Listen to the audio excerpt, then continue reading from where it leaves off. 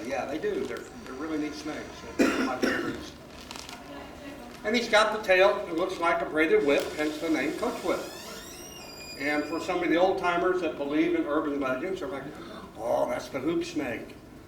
He's going to put his tail in his mouth, form a hoop, roll down the hill, and whip you with his tail. You don't believe that, do you?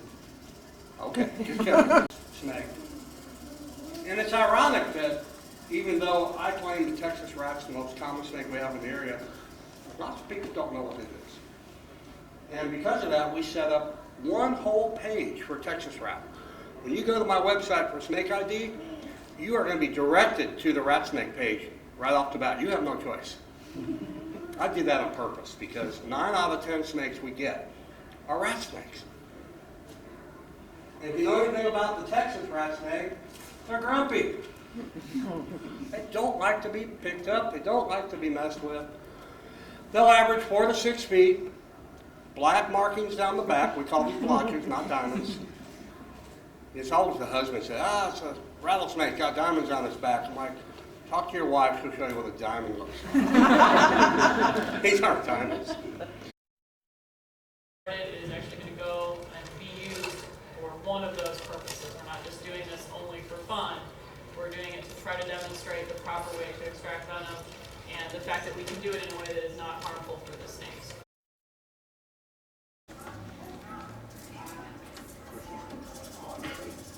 What will eventually become of these snakes? These snakes will go back to Kentucky Reptile Zoo and they will live out the remainder of their days there, which could be 20 years. They can live a pretty long time, and in captivity, if everything goes right, they can live quite a long time.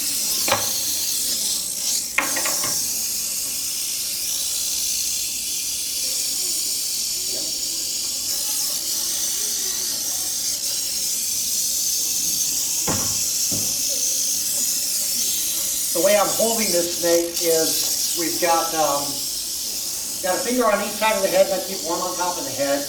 These snakes, as Kristen pointed out earlier, in an earlier talk, they have a very flexible skull that allows them to eat meals 3 to 5 times the size of their head. The fangs are also very movable, and they can move these around very easily. These guys are also known to pop that fang through the bottom of the jaw, so you want to keep the fingers.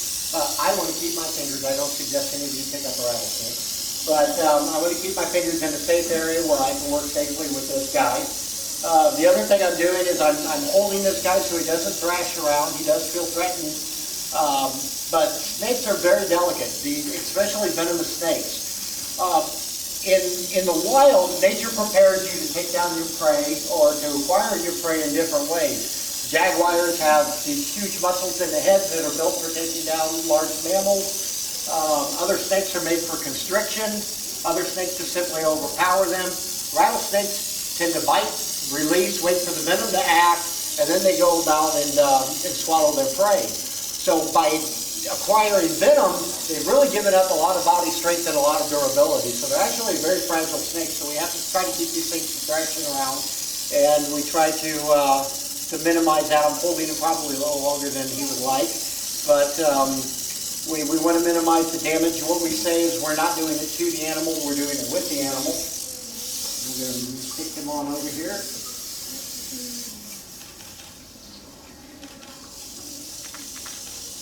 And occasionally a rattlesnake will not release venom. He's given a little bit, and we must gently massage the glands. We don't squeeze down on these. These are glands are like any other internal organ that you can damage them, you can bruise them very easily. Now, snake glands, the venom glands are not like a balloon full of venom. Think of them more as a gland or a sponge that is full of venom. And what they do is they contract those muscles down around the venom glands, and it comes out through the fangs just like a hypodermic needle, and they inject that into their prey. So we're going to let this guy do what he does, and then what else we're going to do is Kristen here is going to put a little bit of noble sand up into the fang sheath, and this staves off any infection and any problems that they may occur. Biting a glass receptacle is not exactly in their forte, so we want to make sure we're not doing any damage to the snake. So the fangs actually middle of their strike, if they hit the wrong part of the rodent, they can reposition their fangs in like less than 1/10 of a second. They can reposition the fang to inject the proper part of the rodent in order to get a quick kill. So they're amazing predators on rodents because of that ability. The monster. See, you made fun of him, and I now that's what know, you get. and now he's mad. How much venom do you get out from one rattlesnake? Not a lot. One snake on average, it varies depending of course on the size and also on the species of snake. A snake that we've had long term at the zoo we feed the heck out of them. They eat a lot for us.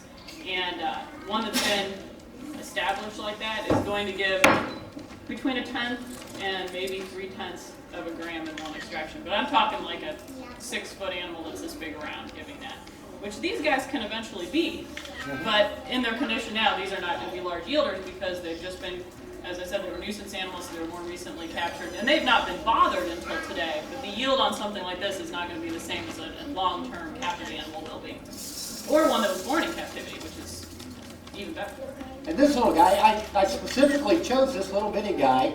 I want to talk for a second about the fact that he is every bit as dangerous as a larger rattlesnake, but he's no more dangerous than a larger rattlesnake. And there's a myth that goes around that says that baby rattlesnakes are more toxic than the adults, and that's just not true.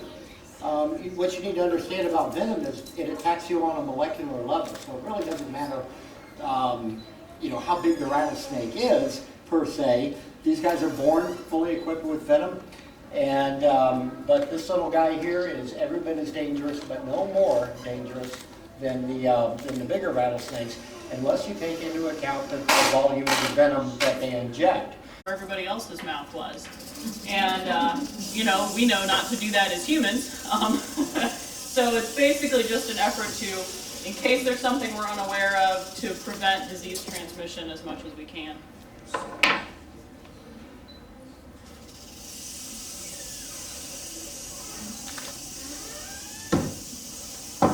Is the venom to make up the same? Not necessarily. So venom actually is highly variable. And some species of snakes throughout their geographic range, their venom can vary a lot. Some of you may be familiar with Mojave rattlesnakes, for example. In some parts of their range, they have a highly neurotoxic venom. In some parts of their range, they have a venom that is not neurotoxic at all. It can also vary some through the time of year. It can vary by the health of the snake. I don't know of anyone who extracts venom who's never been bitten by a snake. Thank you. It is, unfortunately, you are putting this is the most dangerous thing you can do with a snake, is pick it up behind the head. And there is no good reason to do it except for extraction and maybe a couple medical procedures.